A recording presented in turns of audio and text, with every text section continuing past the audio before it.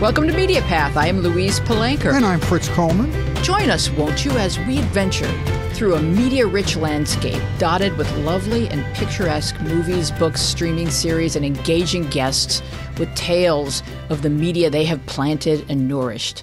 Today, we are so honored to welcome the legendary Cindy Williams from Laverne and Shirley. She is about to join us. But first, Fritz, what lucky reviewer of our fine program shall have her words dance across your very lips today? This is brief but complimentary, which is good. Let's bring it. This is entitled Legends by Oh Hey Katie D. In this time of social distancing, the loneliness is real. It's nice to hear familiar voices keeping me company. Thank you so much, Oh Hey Katie D. I love the screen name and I love the review. But I mean, I love that we're sort of massaging people's mental health during this whole thing. Oh, I mean, that's just absolutely gratifying to hear. Would you like to hear a little bit about what I was watching this week, Fritz? Yes. So do you get the Acorn? I do not. The Acorn is British and or Australian. Is it part of BritBox? I mean, maybe. I just wish I knew, like the umbrellas that there are, you know, there's like one company pretty much owns us all. But Acorn is where you can watch a lot of programming. And there's so much programming that happens in like some idyllic small town that's lovely to live in if you don't mind murder. But I found one that doesn't involve detectives and a body washing up on some beach. So this is called 800 Words. And it's a fish out of water tale where the fish is Australians and the out of water is New Zealand. Yes, to those of us in this hemisphere, that feels like veering left and doing a little bit of rowing. But it is a culture shift in the land down under. A widowed father and his kids encounter adventure, intrigue, and quirky neighbors when they move from Sydney, Australia to the small coastal and fictional New Zealand town of Weld. He is a writer who enforces a strict 800-word count to his essays, which voice his experiences. I am finding it delightful. You will find 800 Words on Acorn, which is the same spelling in American and in New Zealandan. Come on, the Brits are the best at everything. Best television, best films, best acting, best everything. These are Australians. Oh, okay. I'm sorry. Yeah. So it's really, really fun. And but it's you said beautiful. You found it on a British streaming service, which is Acorn. They have a lot of British and or, I guess, commonwealths that fall under the crown. They have a lot of Australian programming as well. So what have you been up to? Well, I saw a movie that's open for discussion called The Power of the Dog. It's in theaters. It's on Netflix now. And speaking of New Zealand, this is a Western drama set in 1925 Montana, but actually shot in New Zealand. And the sweeping vistas are a dead ringer for Montana. It's based on a 1967 novel by Thomas Savage. It's directed by Jane Campion, who directed The Piano, a spectacular film in 1993 with Holly Hunter and Harvey Keitel. Now, at first, you think the beautiful cinematography is going to be the major part of the film. It just seems like a slow-moving, beautiful character study. And that's what it is for the first three quarters, and then things get dark and interesting. It's about two wealthy Montana ranchers, Phil and George Burbank. They represent opposite ends of human emotions. George is a kind, dapper, thoughtful man. Phil is a volatile, cruel, and dirty person. They meet widow Rose Gordon, who falls in love with and marries George. She and her son Peter move into the ranch, and Phil, the darker brother, makes both of them miserable because he thinks that Rose is marrying George just for his money. Phil antagonizes Rose constantly, driving her further into her alcoholism. And he and the other ranchers taunt and criticize her son Peter as well because he's a sensitive and a bit delicate, you could almost say effeminate in his demeanor. And as he would walk through the scenes, the ranchers would often say, well, here comes Nancy, all the old tropes. And as the movie goes on, there starts to be homoerotic tension between the gruff Phil and the soft Peter. I'm going to stop there. I just will say that you have to pay close attention to the plot points after the halfway point. This will help you to understand the dark twist at the end.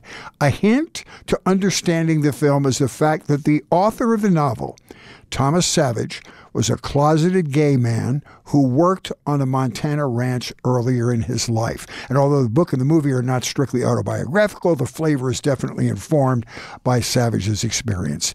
The down and dirty Phil Burbank is played by Benedict Cumberbatch. His more gentlemanly opposite brother, George Burbank, is played by Jesse Plemons. Rose Gordon is Jesse's real wife in real life, Kirsten Dunst. And Rose's son, Peter, is played by a young man by the name of Cody Smith McPhee. This man is a beyond gifted actor. What a revelation to watch him. Incidentally, the phrase power of the dog is from a Bible verse that appears later on in the film. I loved it, but you have to be patient because it takes a long time to get you interested. Yeah, it's a very still movie, and it's also ominously creepy in places where you're going to want to pause it and play some Tetris or just clear your head and maybe bake something. I don't know. But, come back to it and also pay attention to the close-ups, as Fritz was saying, because every shot is there for a reason.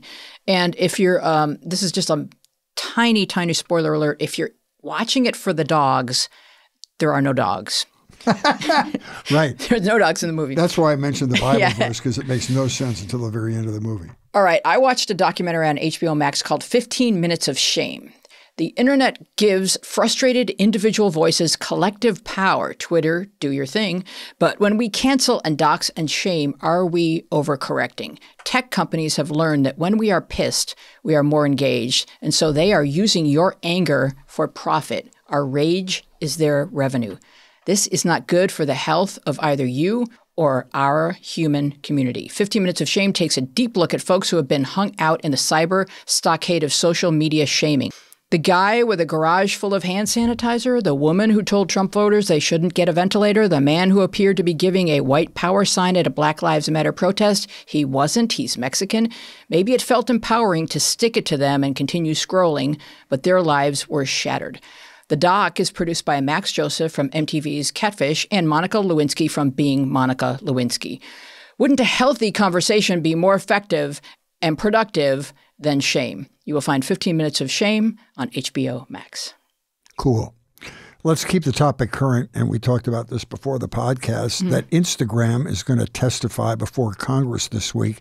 And in preparation for that, they've already tried to tweak some of their rules so that they won't get slapped too bad by Congress, because they've been accused, because of whistleblower testimony, of causing great shame among teenagers and self-esteem issues and suicidal thoughts and all those things.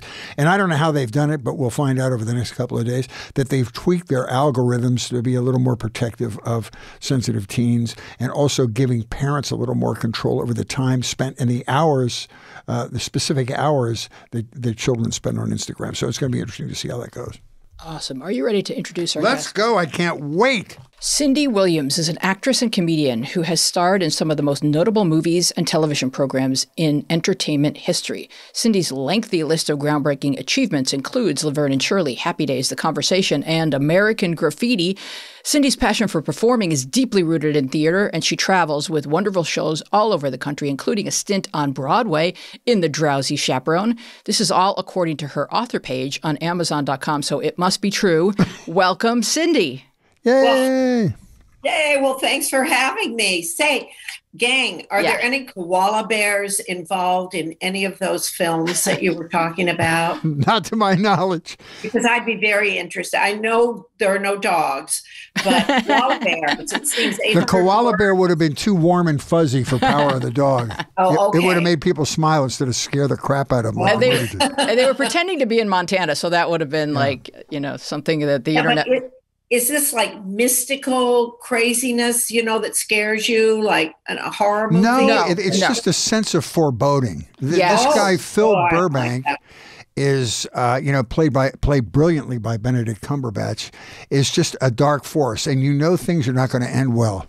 They would have to travel too far to get a smile out of you at the end of this movie. Yeah, he's a different type of, he's not like that kind of nerdy sort of professorial guy that he often plays, and he's extremely handsome in every movie because that's his face, but he's just dark and sinister. Is that too strong a word? No. Okay. No, he's the menace of the whole movie. Yeah, you'll like it. Like he might be hiding a switchblade on there himself.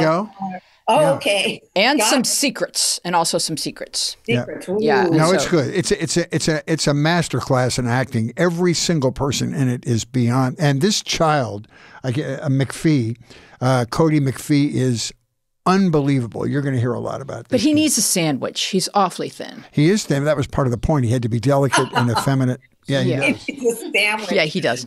So Cindy, oh my God. Louise. I love your book so much.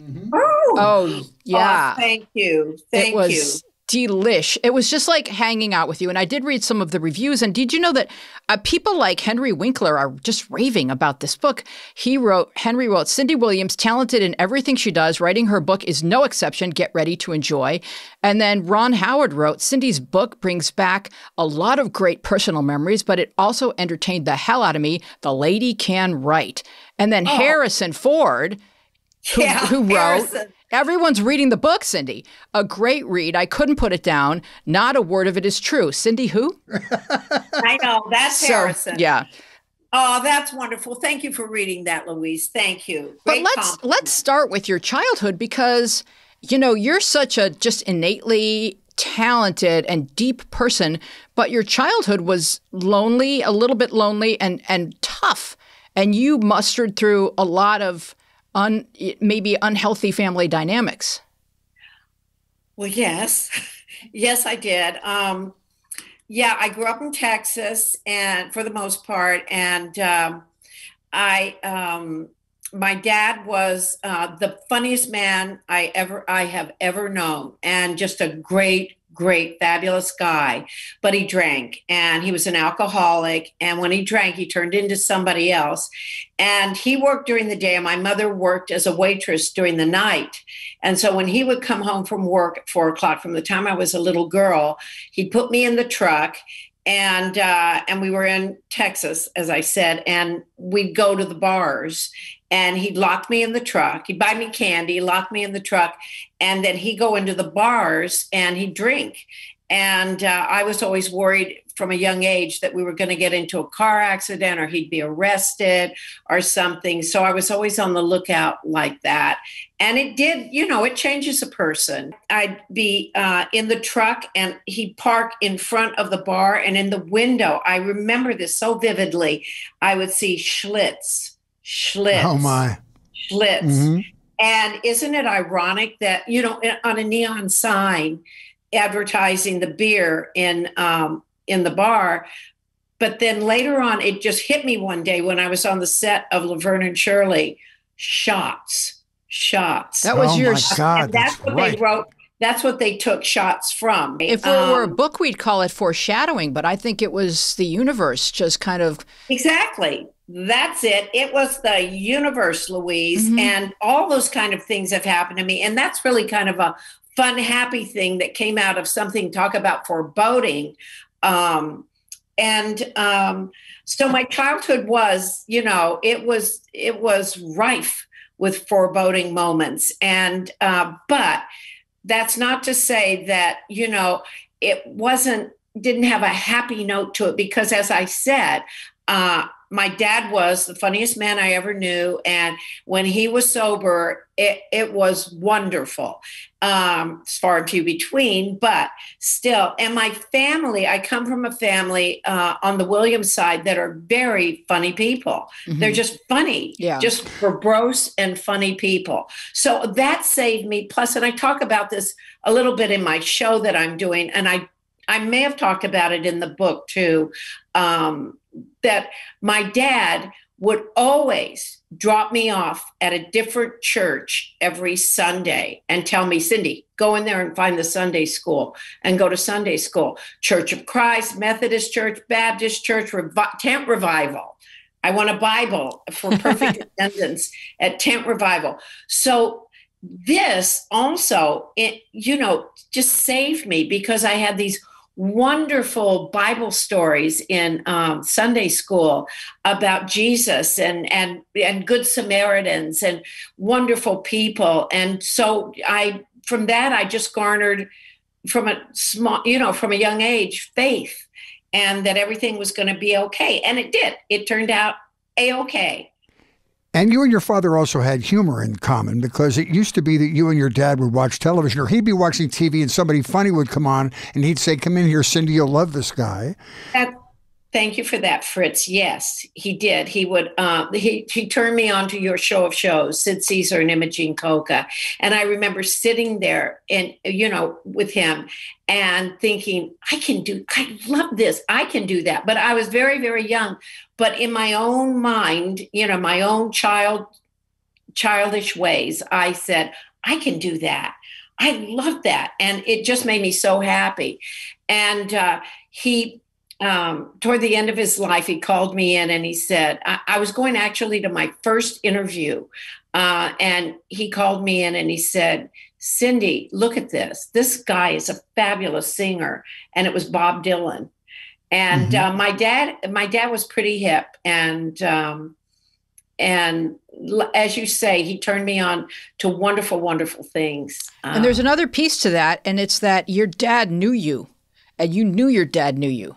And sharing those moments with you, they resonate with you still today, because he believed in you and he knew if he liked it, you were going to like it, because you guys had that bond. And that's really special. Right. Well, I think, and I did bond with my father in the most loving way, aside from it was horrible when he drank. But aside from that, the love that my father, that his real self had, and the humor and everything else, he was protective of me, and I just knew that. And so you're right, that bonding was there. And I think it is with children, because my dad was a good guy. He wasn't a bad guy. He was a good guy, but he just, the alcoholism overtook him. Yeah. I don't want to get too far ahead of your youth, because you spent part of your youth, the teenage part, here in the San Fernando Valley in Southern California, Birmingham High School. You lived near Reseda or in Reseda, correct? The north and northwest part of the San Fernando Valley. And I just think you and Penny, but in particular you, were so relatable to most Americans, which is 50% of what made your character so delicious for people, was that you just seemed so regular and relatable. And I read about where you spent your time, and the San Fernando Valley is like suburban America. Yeah. I mean, for people who aren't familiar with it, it's the suburbs of Los Angeles. And I think maybe your experience in and around Southern California was sort of what really kept your feet grounded and made you so relatable. You're so right, Fritz, with that, because I went to church again. I went to the First Methodist Church of Reseda. I went to church camp. I was involved in all the church talent shows and everything else, youth camp, and plus high school. It was in the days when it was a community, and they wrote Shirley as that person who was always down to earth. Both the characters were pretty down to earth, and Penny and I knew we had to be true to that. We had to have the integrity of those characters, and to make the comedy work, especially. And I, my folks were blue collar workers. So, my dad and my mom. My mom was a waitress, and my dad he was very, very bright, my dad, but he just didn't want to. He only had a third grade education, but they wanted to make him manager at Bunko Ramo Woolridge, the big, I don't know. They built missiles and computers out in the valley. But it was a household like that, and it was a childhood. When I got into my teens, it was like that. All the neighbor kids, and that sense of familial sense of community, if you will, and that played right in to the two characters on the show. Now, Penny was from the Bronx, but had the same type of childhood as I did, only from the Bronx. She girlfriends, and she, her mother owned a dance studio, and she tap danced, and they all went to camp together. And so I think that, as you said, Fritz, yes, we always kept our feet on the ground. That was the only way that show was going to work, was to maintain that sensibility. To me, what got you that show, or maybe the most important moment in your book, is when you describe how, since you and Penny had been writing together, as you were driving over, you said, "What business can we do?" And it was that business that you did that got you the spinoff, in my opinion. Can you tell that story? Oh, yeah. Yeah. Well, Penny and I were writers together on this movie. That's a whole other story. But when Garry called us to do, he said, "I've got these two characters on Happy Days. They go on a double date with Fonzie and Richie. And they're called Laverne and Shirley. And they're two girls who date the fleet." That's how he described them to us. And so we went, so Penny and I thought, girls who date the fleet, hookers. And so we decided that we were going to play the characters chewing gum, smoking cigarettes. Now, mind you, Penny and I, neither one of us, even though Happy Days was her brother's show, was Garry Marshall's show, she'd never seen an episode of it, nor had I. Oh, my God. This time. So we thought we'd smoke cigarettes, chew gum. We were going to go in and have pin curls in our hair, and take each other's pin curls out of it. This is our first entrance. This is what we decided to do. And then we were going to fix each other's bra straps and slip, we're smoking like that. So while you're arguing with each other. Yeah, while we're bickering. Yeah. So we make this entrance and we do that. We stop and we do all that business. And then we take drags off our cigarette. And we're really smoking. Chewing our gum and smoke. We take drags off our cigarettes. We look around the room. We spot Richie and Fonzie. Take a last drag. We flick our cigarettes across the stage and we start walking toward them. And Jerry Paris, who was directing Happy Days, screams, "Cut!" Stop it. He said, "What is that? What is that you were doing? Smoking? There's no smoking in Family Hour." And then he said, "What do you think you're doing? A spinoff? Now get backstage, rework it, and enter again." More foreshadowing. So we went backstage, and Penny and I were like, we were terrified now. So we got rid of the cigarettes. We kept the gum, and we kept the pin curls. And while we're doing this, talking about it, I said, "What's a spinoff?" And she goes, "I don't know. What's Family Hour?" I said, "I don't know." So we reworked it and we went out and then we did the show. It took a week, and then we went back to our little writing job. And then 2 weeks later, they called us and they said, "ABC saw this episode and they loved it and they want to do a spinoff." Wow! And we said, "What?" And they said, "A spinoff of the two characters." And we had to have it explained to us what a spinoff was. And they said, "It's your own show." And we still couldn't compute that. But anyway, that's how that came down. But about setting your own business, you guys created most of your own physical stunts for the show, didn't you? I mean, that was a part that was unwritten, and they allowed you and Penny to come up with the gags yourselves. Exactly. Yeah. Yeah, because they tried to write them for us, and then we just reworked them on stage ourselves. And then they come down and watch a run through, and they usually loved it. And we had this litmus test, if you will, during rehearsal. If something we did or said, or if the story was going the wrong way, if it didn't make us during rehearsal, me and Penny, laugh out loud, then we'd rework it, because we figured it was not, if it made us laugh out loud, we knew it was going to make the audience that came in, because we shot it in front of a audience of over 200 people. We figured if it made us laugh out loud during rehearsal, it was going to make the studio audience laugh out loud and then translate to the home audience. So we would always go for that laugh out loud, and no matter how stupid and silly we had to get for it. And it worked. Some great physical gags. Now, was it one of the first blue collar sitcoms that resonated with maybe people that weren't the father knows best type of family? Well, I think All in the Family came before us, Okay. but it certainly wasn't. Ours was more physical, And young ladies that worked. and women who worked. Yeah, Penny and I were neither one of us. We didn't sign the contract to be feminists, but we just were what we were, and. People kept saying, "Oh, this is a feminist show. This is about two women." We go, "Yeah, it's about us."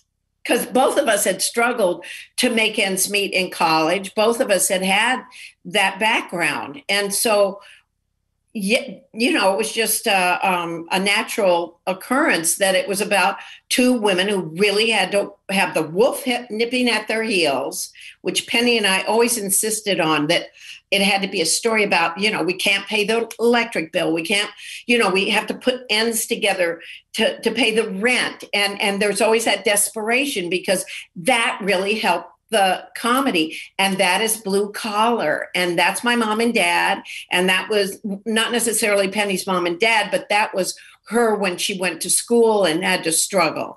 And so we understood that struggle. And it's a human, everyman struggle that everyone can understand. And you put it to story and then to physical comedy, and you've got kind of an across the board, great show. But the other thing was, Louise and Fritz, we had back in those days, and you'll remember this, we had censors that were delegated to each show. And the censor on our show, who watched the script, for words and the storylines and everything else we did, he was a born-again Christian, fabulous guy, and he wouldn't let us get away with diddly squat. So I don't think we could have said diddly squat. So we had to invent around it, and that made the show better. And that's how you came up with Fodio. What did you call it? Yeah. Exactly. Yeah. Well, we didn't come up with it. I think that was a Lowell Gantz genius bit of line. Yeah. But yes, things like that. Exactly. But going back to struggle, even after you have a modicum of success, the struggle never stops. Because after American Graffiti, didn't you have to go back to being a waitress for a while before you? I was thinking about it. Oh, okay. Because I didn't work for a long time, and I was thinking, well, I can't wait tables in LA, because I'd waited tables all through college. Right. But I knew I couldn't in LA because I was recognized there, and I just didn't want. Oh, that's interesting. I just didn't want to do it. So I was going to go up to Eugene, Oregon, which is a place I love and a university town, and wait tables. And that happened right before Laverne and Shirley happened. I had talked to my mother and said, "Can I borrow $200 from you? And I'll pay you back as soon as I get this job." That's how it went. And then the next day, it seemed I was doing Laverne and Shirley and making, money I couldn't fathom. But your relationship with Penny was already complicated because she had kind of walked away and wasn't returning your calls. And now you get this offer and you're feeling kind of hurt. This is your friend that you bonded with, and what's going on? So yeah, I think you're referring, Louise, to when we were writing together. Yeah. And she disappeared, and I couldn't find her. And we had all these writing assignments. We were writing this bicentennial spoof for Francis Coppola was producing it, and it was called My Country 'Tis of Thee. And it was supposed to be released during the bicentennial.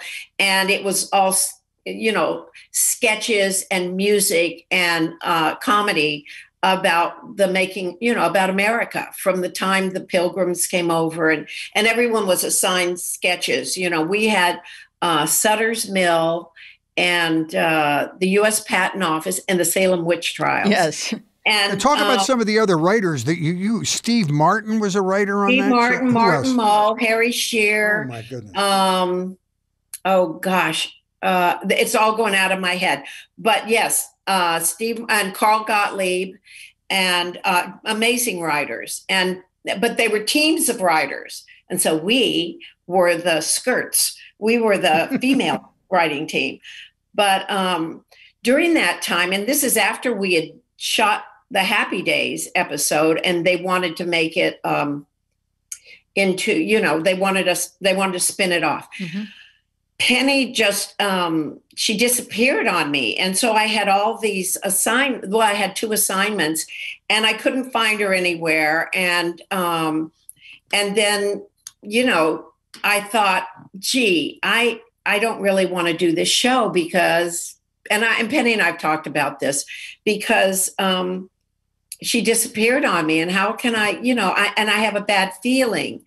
And so that's when I was going to go to Oregon and wait tables. And then she showed up, and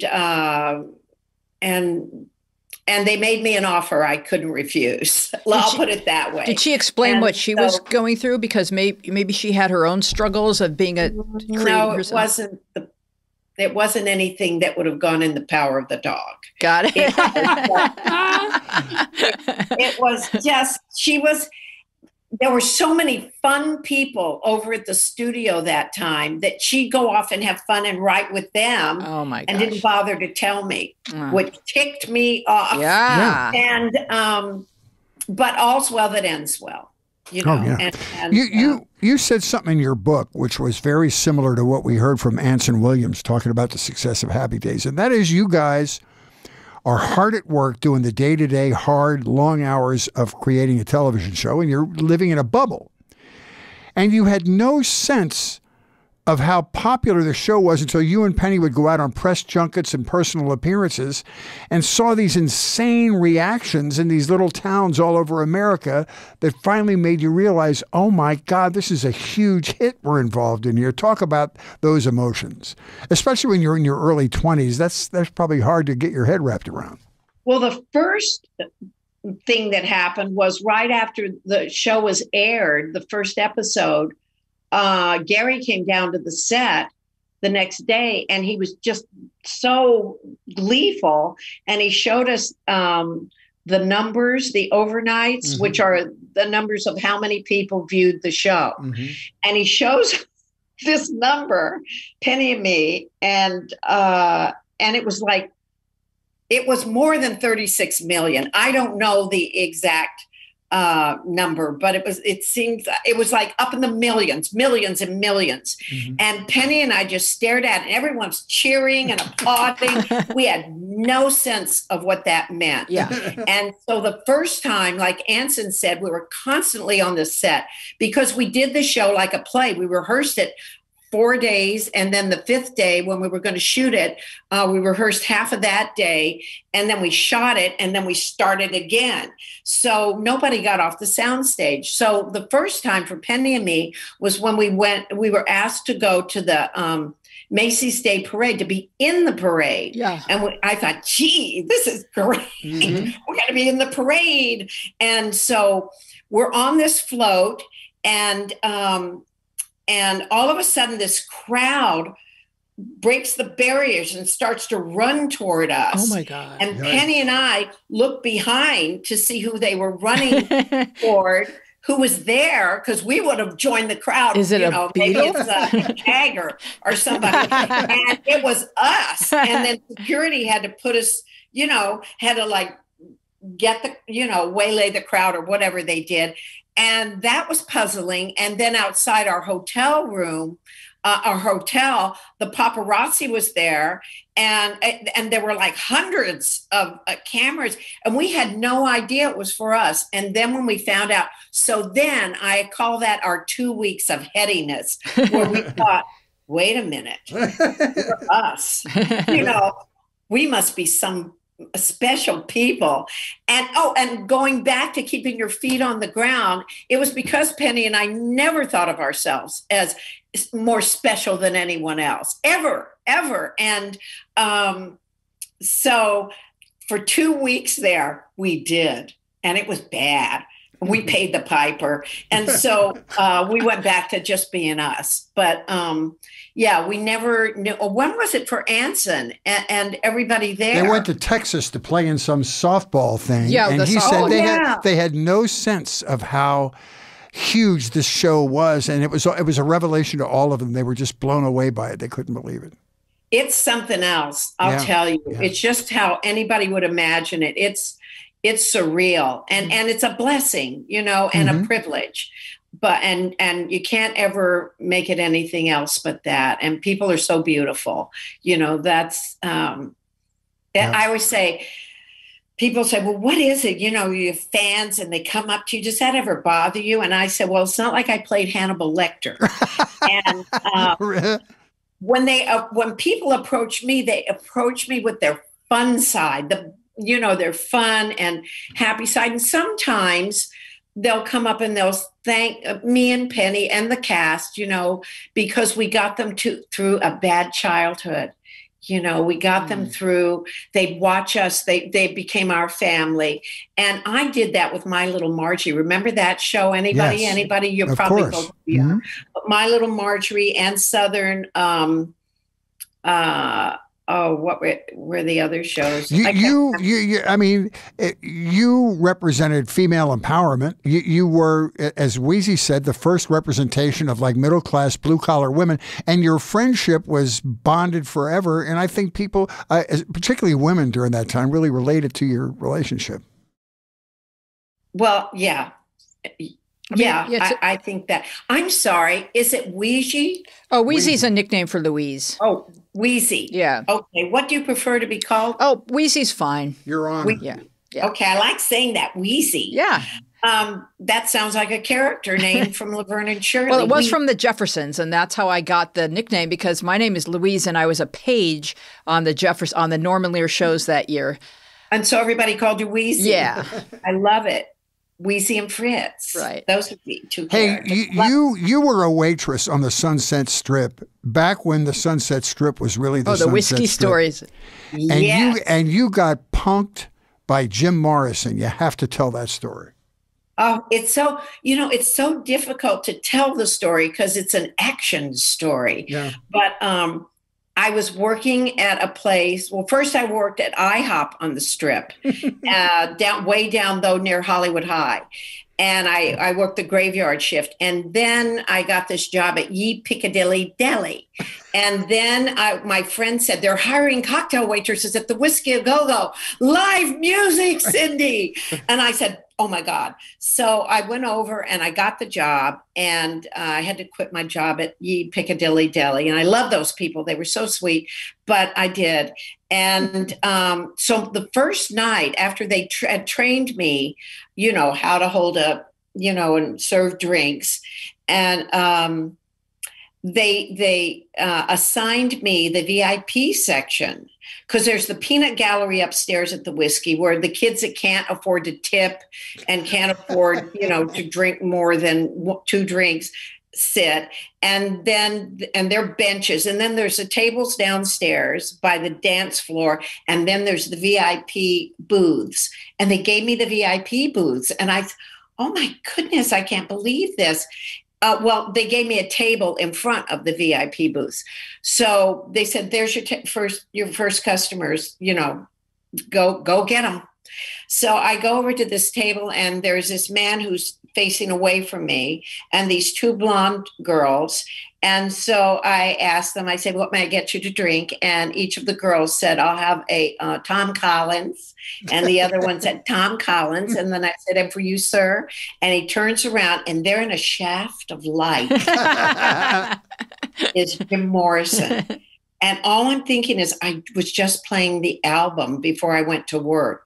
You know, this is the end. And I'm looking at him, and he looked like a Greek god in this light. And the light was just hitting him in the perfect way. And I said, what would you have, sir? And he said, I'll have a bottle of Jack at the table. And I said, and I wrote down bottle of Jack at table. And so I run over and I put my ticket up, and I'm about to run away back to the other customers. And the bartender says, hold on. You new girl, what is this? 2 Tom Collins and a bottle of Jack? And I said, yes. And he said, we don't serve Jack at the table. And I said, but, and he goes, wait, let me guess. Morrison's in the club, right? And I said, yes. Jim Morrison is over there. And he said, well, he knows perfectly well I can't send him a bottle to the table. Tell him he can have a single or a double, but no bottle at the table. And I'm thinking, I don't want to tell Jim Morrison can't have a bottle of Jack at the table. But I go back and I say, excuse me, Mr. Morrison, I'm so sorry, but I'm not allowed to bring a bottle to the table. I can serve you a single or a double. And he says, I've had a bottle at my table before, and I want a bottle here tonight. Who's tending bar? Is it Tony? And I go, yes, it is. And he goes, you go back and you tell that so-and-so that I want my bottle of Jack on the table. I want it now. So I run back. Meanwhile, I've got other customers trying to flag me down. I run back and I go, listen, Tony, I'm sorry. But he goes, no bottle of Jack at the table. And I go, but please, can't I? And he goes, absolutely not. You go back there and you tell that so-and-so he cannot have a bottle of Jack at the table. So I go back and I'm in tears now. And I say, Mr. Morrison, I'm so sorry. I can get you a single or a double, and I'm happy to buy it for you. But I cannot serve you a bottle of Jack at the table. And this went on a couple more times. And finally, he says, he takes my hand and he says, what is your name? And I said, Cindy. And this is the first time I'd ever heard this termed like this. He said, well, Miss Cindy, because he called everyone in those days Miss, and and he said, just bring me a double. We're just playing with you. And I looked around and Tony's leaning over the bar laughing, and all the waitresses and the busboys and Mario, the club owner, and Elmer, they're all laughing at me. And Jim Morrison had punked me. And then after that, they relegated me to the peanut gallery. Wow, that's how you get initiated at the whiskey. That was amazing. That is. Yeah. Now, let's talk a moment about Ron Howard, because it was interesting to me that in all corners of your book, he's a recurring theme. And he's a young guy that grew up in show business, but now he's trying to adult in show business. And you're just newly adulting in show business, but you keep intersecting with one another. Talk about that a little bit. I like that term, Weezy, adulting in show business. Are you sure we're not going to get canceled using that term? I think we're good. During American Graffiti, you say? Yeah, and then your Happy Days, and it just seemed like every time you went somewhere, there was Ron Howard. Like he was like your beacon. In fact, Ronnie and I had this conversation a couple of years ago. He said, wow, we played everything together. We played dates. We played each other's boyfriend and girlfriend. We played high school sweethearts. We played a married couple. And, and then on Happy Days and Laverne and Shirley, we played, two opposite kind of people who dated. But also, which very few people know, Fritz, what's the name of that old show? Inspirations or something that the Catholic Church produced. With Bishop Fulton Sheen? Yes. What was that? I'm not saying I'm old, but that was at the start of television. It was Insights. Insights, yes. I played Ron Howard's mother. Stop. Yes. He was in heaven getting ready to be born. Oh. And I was ill, and I didn't want the baby, and that was a story. And I played his mother. Wow. And what was your question? Oh, just that he's a recurring theme in your life. He seems to be kind of this beam of light that's guiding you through. Absolutely a recurring theme. And he has a book out now. I forget, The Boys. The Boys. And he writes about us, trying to go over our lines together, because when he did in American Graffiti, Ronnie was had just turned 18 when he hit the set, and I was 24. Mm-hmm. So, and we had to do like this makeout scene together, and we were really nervous. And it ended up, if you ever see American Graffiti, where I asked George, well, can we go down in the seat and play the scene off camera? And George said yes, and that's how we play it and get into that fight. But anyway, we would learn our lines together, and we would go over the script together, and we dance, because we had that dance scene. We practiced that together, but we were kids, and I was so nervous because I was 6 years older than him. I wore no makeup. Well, there was no makeup or hair in American Graffiti because it was so low budget, and no dressing rooms. But we were both so nervous. And then, we did all these, and we were so nervous about that kissing scene in American Graffiti. Yet on happy days, you cut to, I don't know, how many years later was it? 3 or 4. And we had a huge kissing scene where I kiss him, in that, and things had changed. And, but yeah, we kind of grew up together like that. And in a way, in a certain chunk of our lives. Young adult lives here. So many of these people had their careers born out of American Graffiti. It was a really low-budget movie and George Lucas's first enterprise. Did you have any sense that this was going to go on to become one of the great iconic American movies? And did you have any sense that all these talented people you worked with, Ronnie and Harrison Ford and all these other people who have recurred in our lives over the last 30 or 40 years, did you have a sense that you were going to be part of something that big when you were shooting that movie? Well, I'll tell you, we thought we were doing a Roger Corman Hot Rod movie. That's it. Even though George had been described to all of us as this wunderkind out of, USC. And we had met with George, Ron and myself, because he met with the whole cast, but just Ron and me and George. And he described American Graffiti as a musical, because he said the music will never stop except for 2 plot points. When the source of the music is gone, when the car rolls over, when the car is stolen. And I remember walking out with Ron, and we looked at each other and said, a musical, genius. But when we were shooting, it was rough because it was shot in 28 nights, one morning. And it was so low budget. Like I said, we had no dressing rooms. We just stand around to wait for our setups out in the dark, way out in Marin County. And so, like I said, we thought we were doing this Hot Rod movie, all of us. And then 2 weeks in, which is half of the film, the shooting schedule, George invited the whole cast to come to the editing bay in San Francisco, and where he had put a 20-minute assemblage of what we've shot so far with music. And by the time we finished watching that, Harrison Ford turned to everybody and said, "This is frickin' great." And we all knew it was great. Wow. And we knew we were in something special then. Wow. Well, let's talk for a moment about the friendship that is depicted in Laverne and Shirley, because friendships are messy, and your relationship with Penny was sometimes described as messy. Oh, yeah. What did you learn about friendship through not having to, but through sharing that experience with Penny? Well, I wouldn't call that a shared experience in friendship. We were great friends, when the show was over. I mean, we were just great friends. She's like a sister to me. Mm-hmm. And I'd go over to her house and sit in bed with her, and we'd watch TV. Mm-hmm. But during that time, as much as we were similar, which is the reason for the show, we'd know where the joke was, where the beat was, what wouldn't work.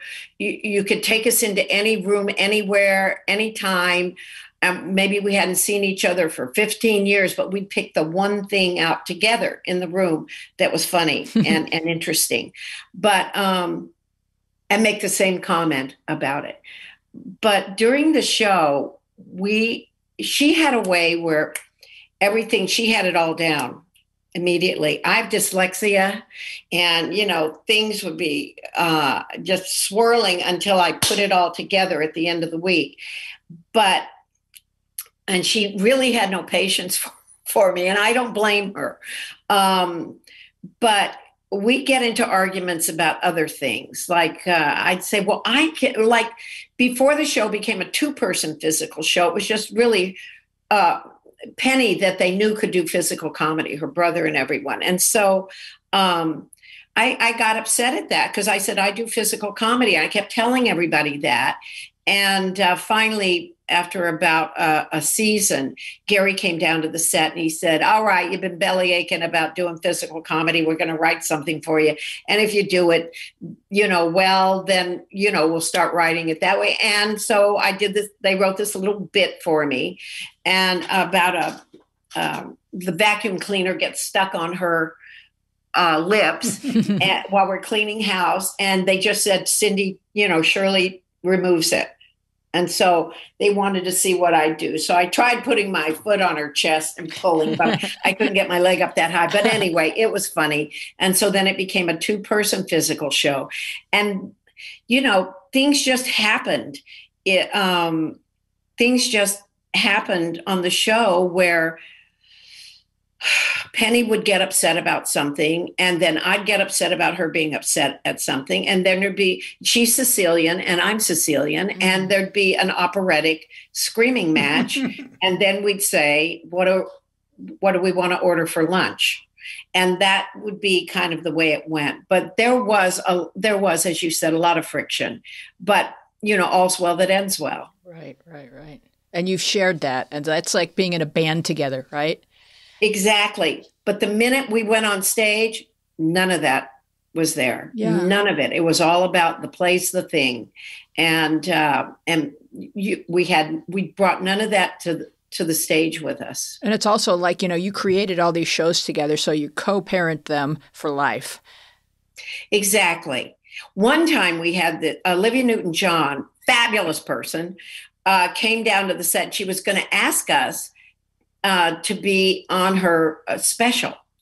And she came down early, and Penny and I were going at it in my dressing room. And then Monica Johnson, the show's producer, said, my God, will you two shut up? Olivia Newton-John's out here, and she's delicate.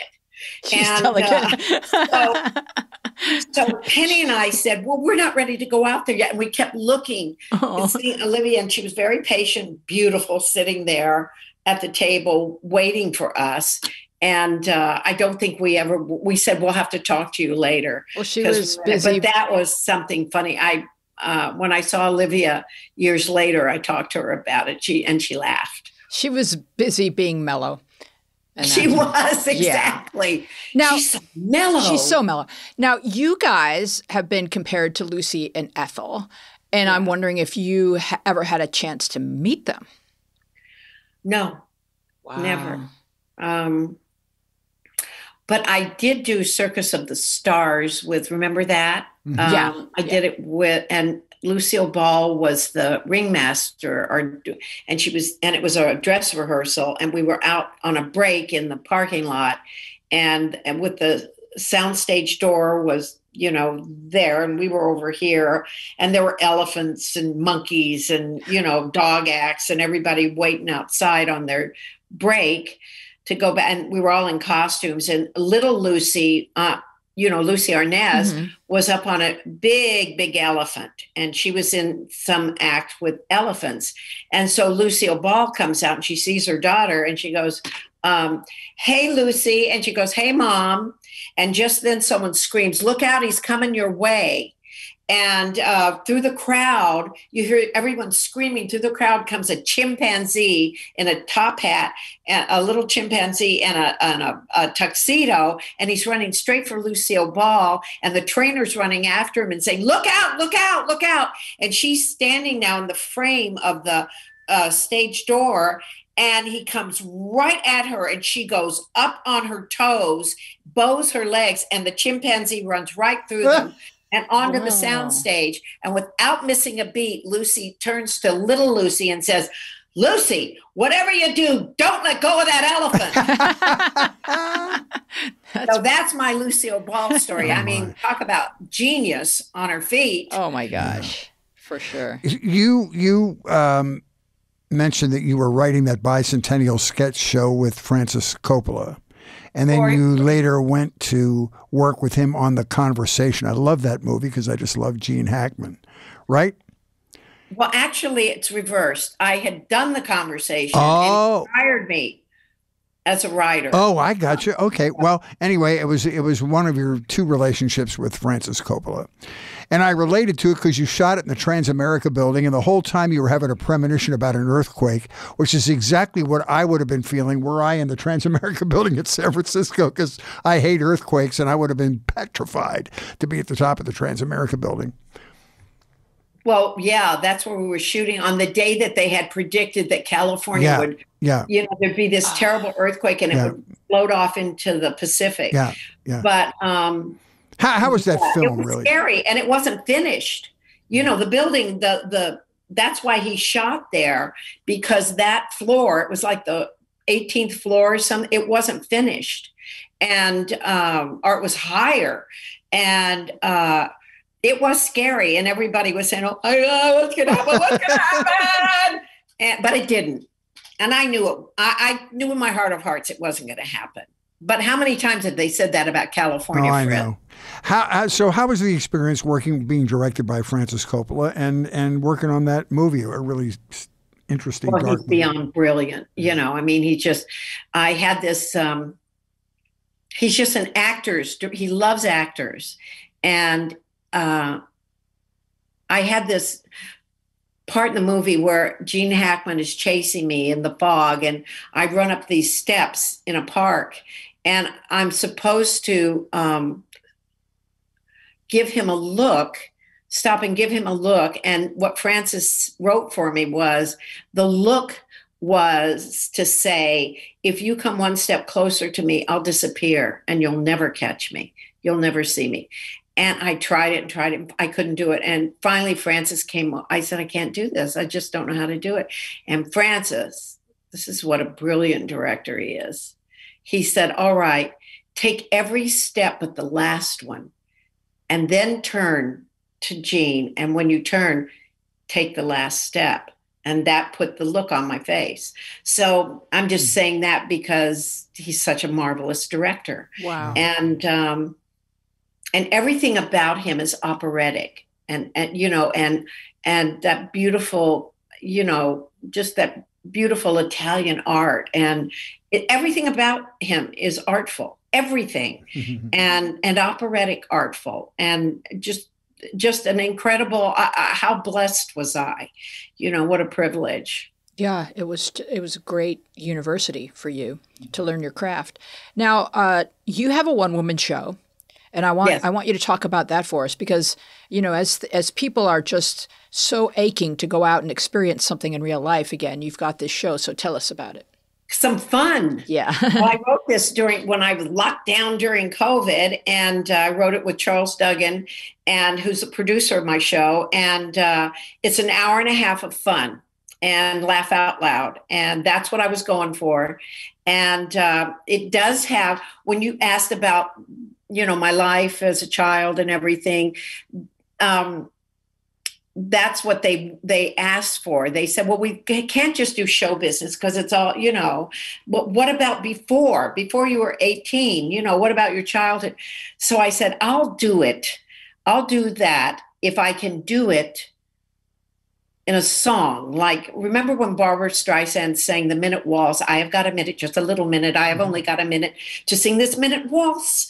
And I said, if I can do it fast like that and put it to song, then I'll do it. So my friend Bruce Kimmel, who is a wonderful composer and writer, and I went to school with, he did put it in a song. And so I sing my Born in a Suburb, they call Van Nuys, and it's to the tune of Davy Crockett. Right.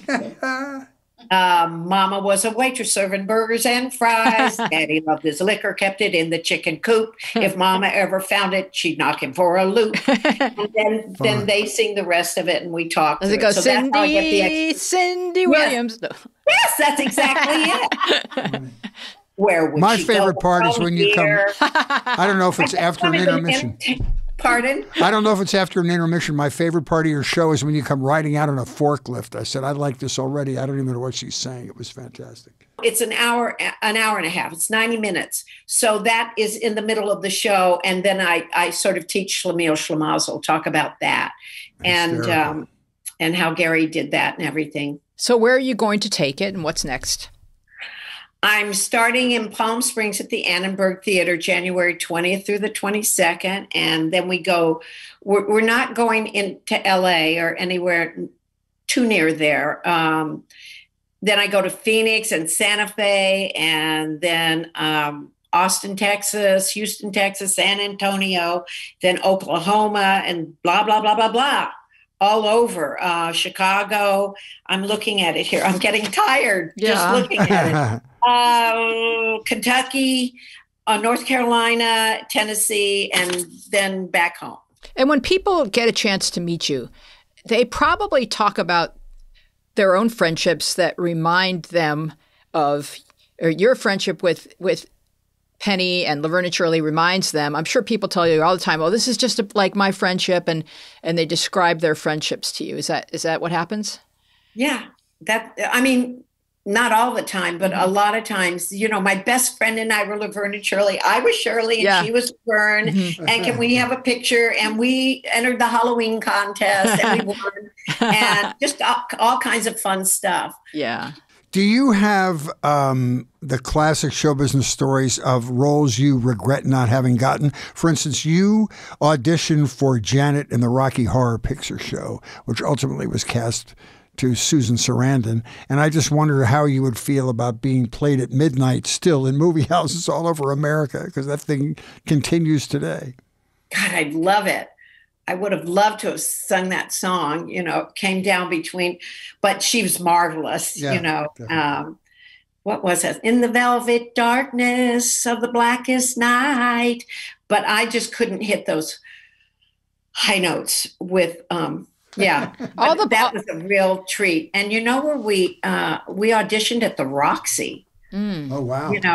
On the Strip. It's pretty intimidating. Yeah. And all the parts that you talked about not getting, I could still have pictured you in. Oh, thank you. What a compliment. Yeah. Thank you. And what were some of the others? I forget. Oh, some of the others. Yeah. That I didn't get or that I turned down, or both. Yeah. Maybe I just... Well, Home Alone, I turned that down. Shamefully. I am so ashamed. And Home Improvement. And my friends told me, anything with home in it, Cindy, take. Yeah. Don't just mess around. Let's just go for it. Yeah. And then Arthur, I was supposed to do, but I didn't. The film with Dudley Moore. And what didn't I get? I auditioned for Star Wars. That's in my show. Right. And I have I have my audition tape, and I show it in the show. Oh, and, that's hysterical. That's worth the price of admission. It is so bad. But anyway, I have fun with that in the show. And let's see. Oh, Young Frankenstein. I was supposed to. Well, I had that part for a couple of weeks, and then they got, who played his, not Terry Garr, but I'm so sorry. Oh, Madeline Kahn? Yes, Thank you. Madeline Kahn. It just went right out of my mind. No, that's okay. They sprung her from this other movie that she was doing that was the reason they had other people come in and read for the Madeline Kahn part in that. But I could still picture you doing it. Mm-hmm. Oh, thank you. Yeah. Thank you, Louise. I should send you an 8x10 signed. I would really enjoy that. Now, where else can we find you, and where can people find you on Twitter and on social media, and what else is happening that people should know about? I'm not really on social media. Mm-hmm. It took me 3 days to get off of Facebook at one time because I got scared of it. But for information for the show, you can go to memyselfandshirley.com. Right. And there's and that leads you to other Instagram and other social media pages. We always like to end our show with a benediction, so please tell the story of being blessed by Little Richard before we go. That was more foreshadowing. Yes. Oh, yeah. Well,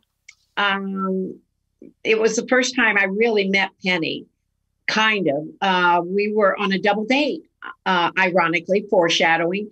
And we went to see, our dates took us to see Liza Minnelli at the Coconut Grove, and Little Richard was opening for her. So after the show, we were invited back to meet Liza Minnelli, and we were very excited. Penny and I hadn't really spoken because we got to the theater, sat down, the show started. So we're walking backstage to the dressing rooms, and the dressing rooms were like railroad cars. In other words, you had to go through one to get to the next. So for us, the boys our dates had gone ahead of us, and Penny and I were walking side by side, and we're crossing. You had to go through Little Richard's dressing room to get to Liza Minnelli's. So we're walking side by side, and we get in the door frame, and I see him. He's sitting at his dressing table to the right, and he looks up at us and sees us, and he puts his leg up and stops us like one of those car park things, and he keeps it there, and he says, "You two, I want to say a blessing over you two." And Penny and I immediately bowed our heads, and Little Richard proceeded to say the most wonderful blessing over us. And when he was finished, he shouted, "Amen." And Penny and I shouted, "Amen." And he put his leg down, and we proceeded on. Wow. And years from that time, we were Penny and I were on this soundstage of Laverne and Shirley, and I saw this headline on a Variety on the industry paper that read Laverne and Shirley Gold in LA. And I called Penny over and I said, "Look at this, Laverne and Shirley Gold in LA. What do you think the reason for our success is?" And she said, "Little Richard's blessing." And I said, "Absolutely." Because he had blessed us. I should have said, done a prayer for our success. And he was an ordained Baptist minister. Pardon? He was an ordained Baptist preacher, wasn't he? I know that. And a magical person. Reverend Pennymaker. Yeah, that's right. That's right. Wow. Well, we just want to thank you so much for being with us. We're going to do our closing bit right now, and we'll thank you officially at the end of the credits. But this has just been a wonderful conversation, Cindy. Thank you. Right back at you. You guys are great. Thank you so much, Penny. You're wonderful. Thank you. Cindy. Well, if you enjoyed this episode of Media Path, it would help us to be more discoverable by potential new listeners if you leave us a quick review on Apple Podcasts. And if you're new here and this is your first time, check out our back catalog. There's a lot of binge-worthy stuff. For instance, if you want to hear some great conversations with some of America's greatest comics, like Wendy Liebman, Taylor Williamson, Tom Dreesen, who opened for Sinatra for 20 years, Sean Polofsky, Elaine Boozler, who was a groundbreaking lady comic, Wayne Fetterman, who was a producer on The Jimmy Fallon Show, please check us out. Thank you for spending this hour with us, and we would be overjoyed if you took a moment to share your thoughts with us or recommend us to a friend. We would love for you to join us online on Instagram and Twitter, where we are at MediaPathPod, and on Facebook, where we are Media Path Podcast. You can find full episodes with all kinds of bonus visual content on our YouTube channel, Media Path Podcast. We would love to know what media you've been enjoying. You can contact us at our social media or email us at mediapathpodcast@gmail.com. We want to thank our wonderful, adorable guests, Cindy Williams. Our team includes Dina Friedman, Francesco Demanda, John Maddox, Sharon Bellio, Bill Filipiak, Thomas Hubble, Mason Brown, and you. Our theme music is by me and John Maddox. I am Louise Palanker here with Fritz Coleman and Cindy Williams, and we will see you along the media path.